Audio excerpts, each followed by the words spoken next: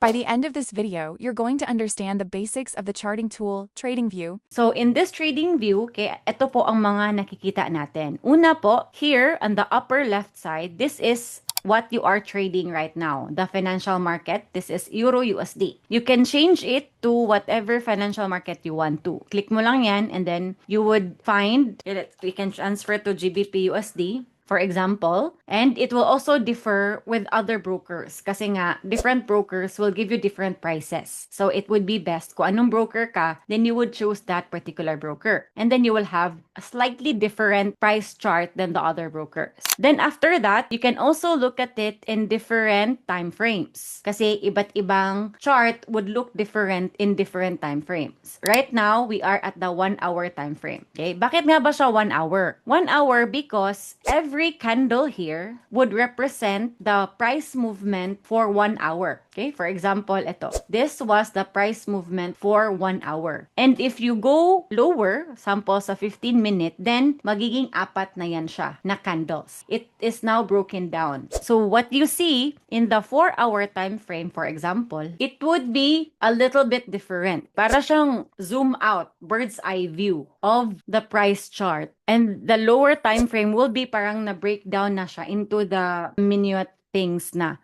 of the price candle. You also can use the indicators. You can see a lot of indicators there. And then, meron din po tayo dito, drawing tools. So basically, ito po ang pinaka-importante. The financial market that you are trading, itong mga time frames, the indicators, technical indicators, and then the drawing tools. Of course, ito din po, your price bid and asking price. Okay, kung anong presyo ba kung you're buying it or anong presyo if you're selling that particular price. Here, you can have a lot of different charts. Okay, there are a lot of different charts. For example, you can click this. Ito, you can use the bar chart. Okay, it's a different view. You can also transfer to a line chart. It only gives you the closing of every candle. And then the most popular one, which we will be using, is the candlesticks. Okay, so please, if you can download TradingView, explore the platform. Marami po kayong makukuha dyan. For now, you use muna the free version kasi ano naman siya. Okay, you can just use it for free. So far, clear pa ba?